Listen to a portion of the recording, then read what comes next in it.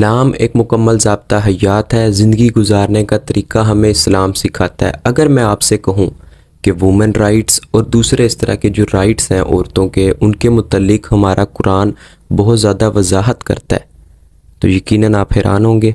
चलते हैं सीधा वीडियो की तरफ। अस्सलाम वालेकुम। तो क्या हाल है आपका दोस्तों? क्या इस्लाम सच्चा मज़हब है? आइए जानते हैं। तुम में से बेहतर वो है जो कुरान सीखे और दूसरों को सिखाए।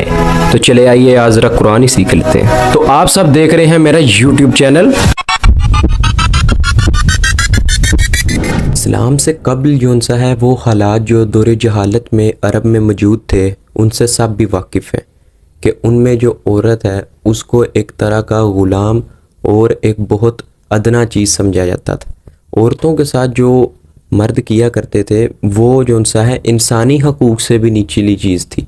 वो अपनी जो बेटियां उनको ज़िंदा जौन सा है वो दफन कर देते थे, और इसके अलावा निकाह या दूसरे जो पैगामात हैं उनमें उनकी इजाज़त भी नहीं थी ली जाती। वही खातून जौन सा है बच पाती थी जो सरदारों की होती थी या दूसरी, और वहाँ पर जौन सा है लोंडियों के साथ भी बहुत बुरा सलूक किया जाता था।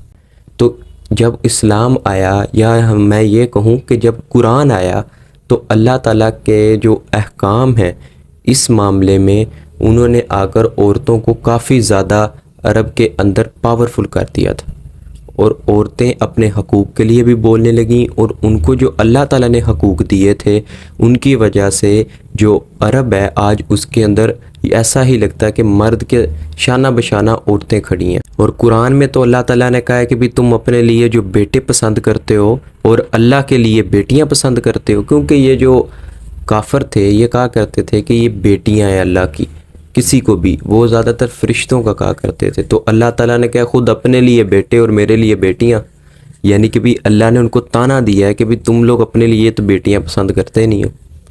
तो ये जो सी चीज़ है यहाँ से अल्लाह ताला ने उनको इस तरह से टोंट भी किया हुआ है। सबसे पहले जो इस्लाम ने औरत को हक दिया वो हक महर है, कि जब निकाह कोई भी मर्द किसी औरत के साथ करता है तो अल्लाह ताला ने कहा है एक हक महर अदा होगा, और वहाँ पर एक एस्टैब्लिश होगी चीज़ कि वो जो मर्द है वो उसको आधा दे या उसको पूरा हक महर उधर ही अदा करेगा। और ये औरत की मर्ज़ी है कि अगर वो मर्द आधा हक महर देता है और बाद में अगर वो औरत उसको माफ़ कर देती है या इजाज़त दे देती है उस मर्द को खर्च कर देने की, तो फिर वो मर्द कर सकता है, अदरवाइज़ उसको वो अदा करना होगा। जैसा कि कुरान के अंदर आयत है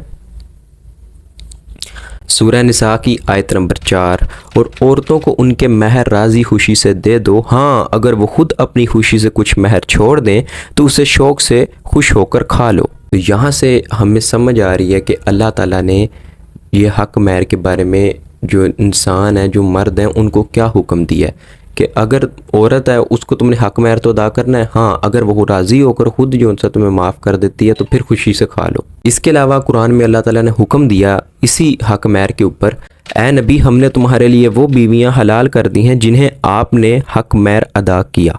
अब यहाँ से अल्लाह ताला ने बताया है आप सल्लल्लाहु अलैहि वसल्लम के बारे में कि भी आपके लिए वो बीवियां हलाल हो गई हैं जिनको आपने हक महर दिया था। यानी यहाँ से हमें यह भी वाज़ेह हो गया कि आप सल्लल्लाहु अलैहि वसल्लम को भी अल्लाह ने यह हुक्म दिया था हक महर अदा करने का। और बेशक फिर उसी के मामले में है कि लक़द कान लकुम फ़ी रसूलिल्लाहि उस्वतुल हसना, कि आप सल्लल्लाहु अलैहि वसल्लम बेहतरीन नमूना है। इसी तरह अल्लाह ताला ने सूरह निसा की आयत नंबर 20 में फरमाया, और अगर तुम एक बीवी की जगह दूसरी करना चाहो और उनमें से किसी को ख़जाने का ख़जाना भी दे रखा हो तब भी तुम उसमें से कुछ ना लो, क्या तुम उसे नाहक और खुला गुनाह होते हुए भी ले लोगे? तुम उसे कैसे ले लोगे? यानी कि अल्लाह ताला ने बताया कि अगर किसी औरत को तुमने ख़जाना भी दे दिया हुआ है तब भी तुम उससे वो हक महर वापस नहीं ले सकते। दूसरी जो बहुत ही कॉमन चीज़ है इस्लाम के अंदर, वो अल्लाह ताला ने वरासत को कहा है। वरासत के बारे में अल्लाह ताला ने और कुरान में जो सा है बहुत ज़्यादा वजाहत आई है कि भी जब वरासत जो सा है वो आपकी औलाद की शक्ल में आपकी बेटियाँ, और अगर आपने देखना है औरतों में तो वहाँ पर आपकी माँ भी आएगी। अल्लाह तुम्हें तुम्हारी औलाद के बारे में हुक्म करता है कि एक लड़के का हिस्सा 2 लड़कियों के बराबर, और अगर सिर्फ लड़कियां ही हों और 2 से ज़्यादा हों तो उन्हें मतरूका का 2/3 मिलेगा, और अगर एक ही लड़की हो तो उसे आधा मिलेगा, और मैयत के माँ बाप का उसके माल में से 6ठा हिस्सा है अगर उसकी औलाद हो। अगर उसकी औलाद ना हो तो माँ बाप वारिस होंगे, तो माँ का हिस्सा तीसरा है।